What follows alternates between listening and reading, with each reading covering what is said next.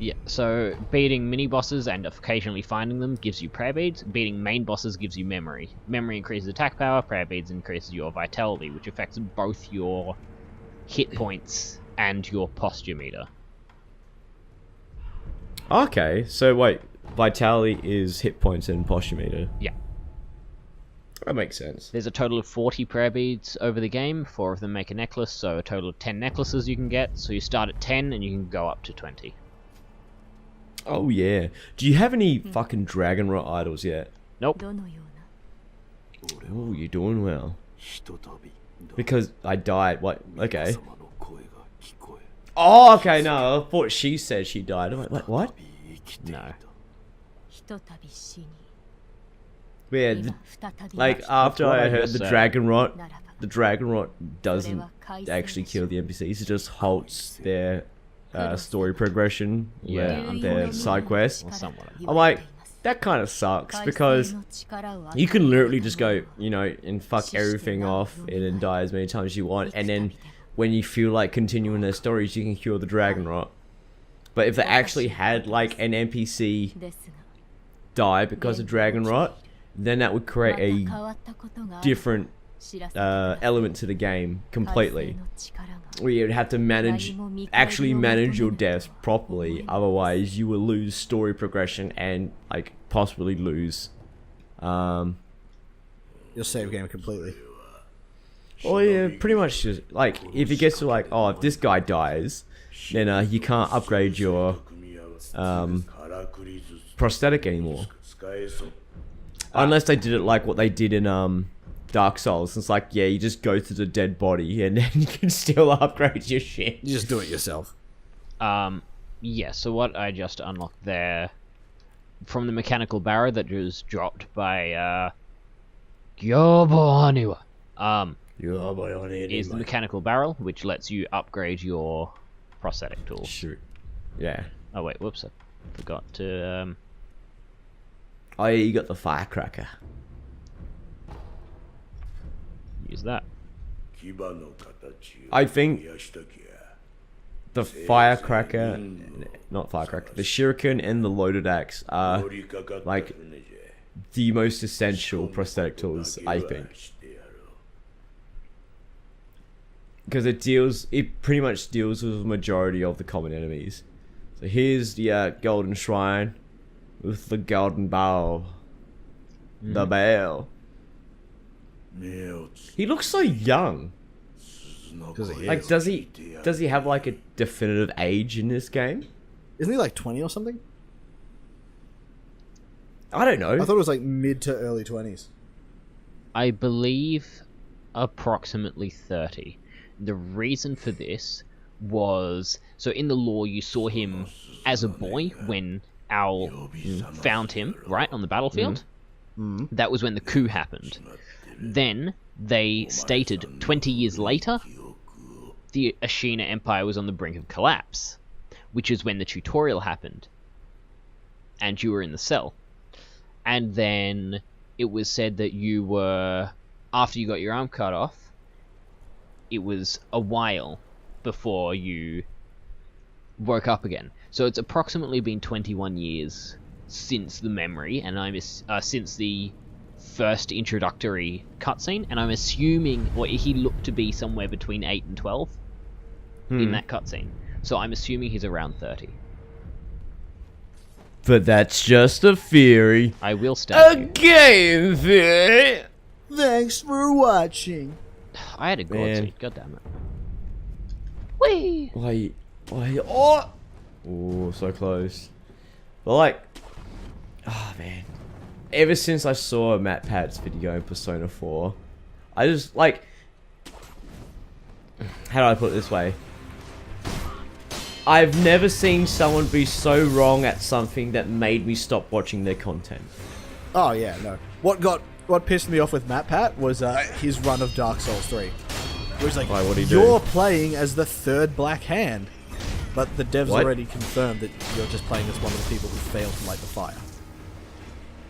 Wait, Black Hand? What? Yeah, so in Dark Souls 3, there's an order called the Black Hand, and there's supposed to be 3 of them according to the lore, the first Black Hand you find, his body is around.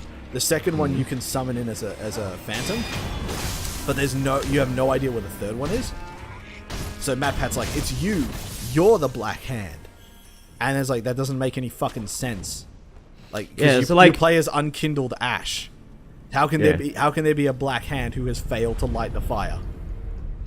Because one thing with MatPat is like, by all means, he does do good content when he's theorizing about certain stuff, but also when he talks, like, making theories is one thing, given, like, when there's stuff to theorize by the developers that developers give out, then that's something. But if a developer has straight out confirmed something, or there's substantial evidence to the contrary, then it's like, okay, well, obviously it's wrong. Like, your theory's already been busted. But the one thing that annoyed me was, like, he did the whole Persona 4 thing. And even though the game basically states that, no, like, what MatPat's theory is completely wrong, he's like, oh, Persona fans, they're rabid and fucking, yeah, they're crazy, and they'll defend their series and stuff. It's like trying to justify what he's doing. It's like, oh, no, Persona fans will do this anyway. It's like, I'm a Persona fan, and, like, I can already tell this is wrong, but I'm not gonna be in comments like, fuck you, rah, rah. I'm just like, man, it's stupid, and not watch it. And then, like, his content just, like, I don't know, his content just completely changed for me from that point onwards. I was watching, and was like, man, he was wrong about Persona. Why would he be right about anything else? I know it's such a stupid thing to think, but that's just how my brain works. Yeah. It's like, you've been wrong before. So what else are you wrong about? Like, and you don't know as much about the other series as you know, because we've already established that he's wrong with Dark Souls 3. But, like, there's this, I'm more lenient on that stuff with other things. Like, there's this podcast I listen to called Wizard and the Bruiser, and they're more of like an informative podcast about, like, I don't know, a movie or game's development and fun facts and trivia and stuff like that. But even they're like, hey, if you want to listen to our stuff, just don't make your favorite thing, like, so if we've done a topic that is your favorite thing, do not make that your first episode, because we obviously get stuff wrong. And if you choose, like, the first thing I listened to was the JoJo's episode, and I went, okay, so some things are pretty decent in here. And then I listened to the Resident Evil episode, and there was so much stuff that was wrong with it. I'm like, oh, okay, I understand now. Like, that's why they don't want you to listen to your favorite things first and just listen to the other stuff. Like, the one thing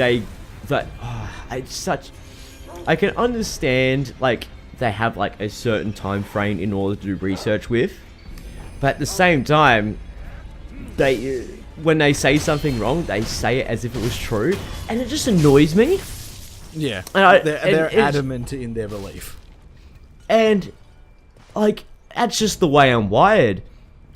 Like, when it comes to my favorite things, I do extensive research on stuff. And sure, people get stuff wrong.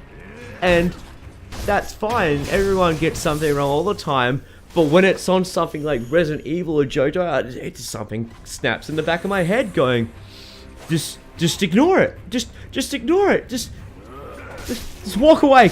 Walk away, Kenny. Walk away. Alright? Just walk away. This is not the hill you want to die on. Yeah. Like, Speaking about dying on hills. It's like they were talking about Resident Evil, how Resident Evil got its name in the West because Biohazard, the game's called Biohazard in Japan. And how Resident Evil got its name is they had an internal competition in naming the game. And they came up with Resident Evil. And what was it? They came up with something. It's like, oh yeah, you know, someone threw around some stupid names and like, you know, they thought, oh, Resident Evil sounds weird because it's a house and stuff, let's use that. I'm like, that's not how it happened. And like, the guy even stopped him and went, hey, no, that's not how it happened. He's like, oh, okay, I'm sorry. I'm like, it's like OCD, but of the ears. And that's the worst OCD. I don't give a fuck if, like, a line's not straight. If I hear something that's wrong, my brain just goes into, like, rabid fan mode. And I hate it. I hate it so bad. Is that why you got banned from the Silent Hill fan page? No, I didn't get banned. Dared question that artistic masterpiece.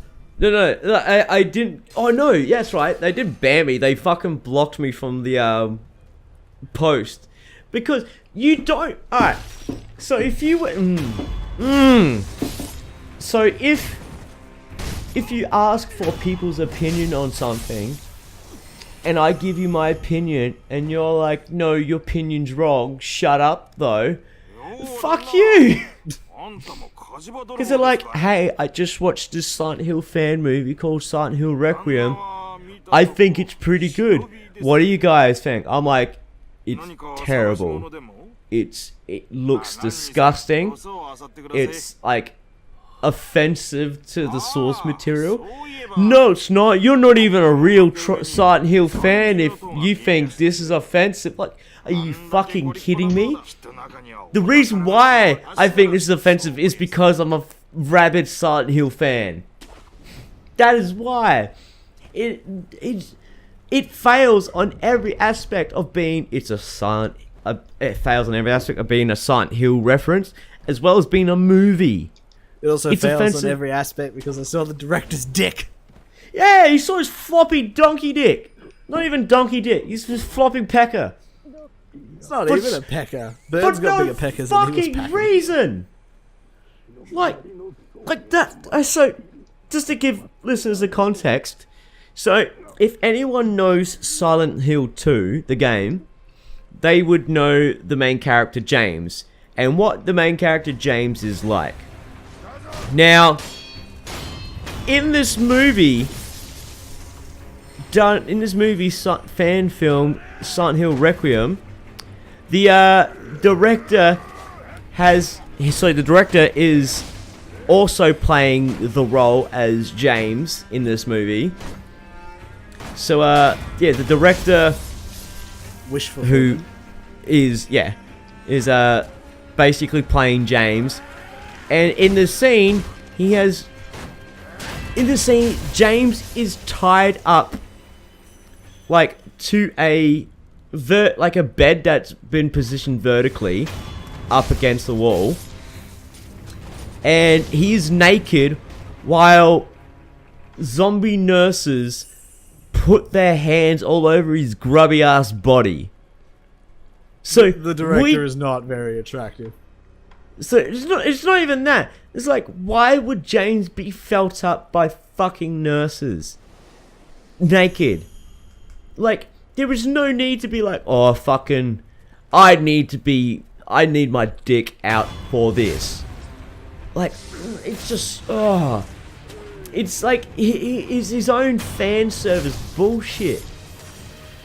And I'm sitting there going like, what the fuck are you actually doing? Like, I feel when we do our podcast thing, I feel we might. I want to recommend we watch that movie again so we can give an in-depth. You have to. I'm saying no. You have to. I feel sexually assaulted by that movie. Yes, but do it again for the Vine. I'm not doing it for nothing. So you'll do it for nothing? No, for nothing. Yeah, for anything. Nothing. Okay. Will I make don't have me to pay you watch then. Again. Oh, okay. But oh man, like that movie, it literally got me so angry I couldn't sleep. Like, I'm watching this movie. Actually. I'm watching this movie, and this movie's so much like, oh my god, like there is so much wrong with this movie on a directorial standpoint as well as a Silent Hill standpoint. And I would not be as infuriated as I am if it wasn't for the reviews.